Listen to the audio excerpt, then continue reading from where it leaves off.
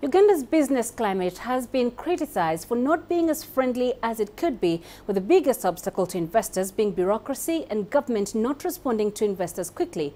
But Uganda's Minister of Privatisation and Investment, Anita Evelyn, says this is all changing as the country works towards harmonising its government operations. However, corruption within the government is also a major complaint by businesses on the ground.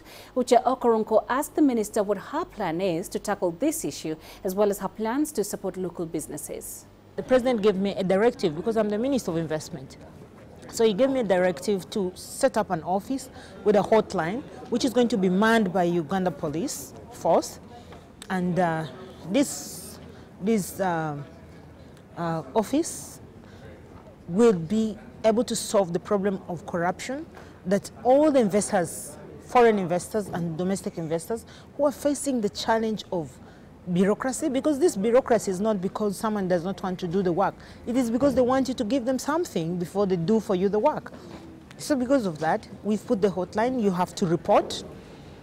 Like I said, it will be manned by the UPDF. You report corruption, you report bureaucracy, you report intimidation, you report delays, and we'll deal with the person, because you just give your name to the officer who is going to be manning this desk, and then immediately the person who is delaying you or who is asking for a bribe from you as the investor would be arrested and your work would be done. So we want to encourage all the investors not to move around, not to allow themselves to be intimidated, not to allow anyone to ask for a bribe, but they should be focused. If they have a problem, we are here to serve them as a country. Now, what is the ministry doing to ensure that the local private sector is also growing?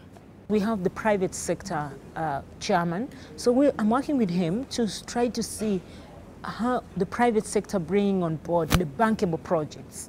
So they bring in the bankable projects, and I get for them partners, so that they do partnership to establish, so that they don't sell off what they have, but they get partners with whom they can now get shares.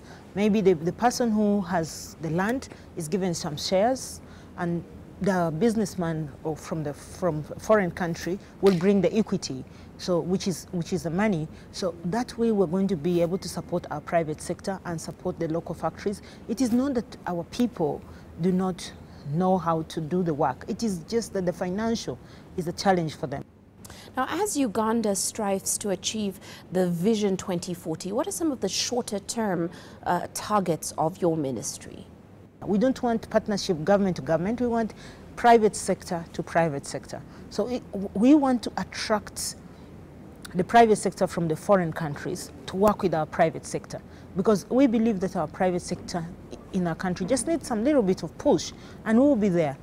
So for me, I describe it that pushing a squatting person. They're already squatting, they want to do it, they've done everything, but just a little push like this, they'll be able to fall on. And we would be able to reach the middle income status, increase on our foreign direct investment, improve on our infrastructure, and then create employment opportunities.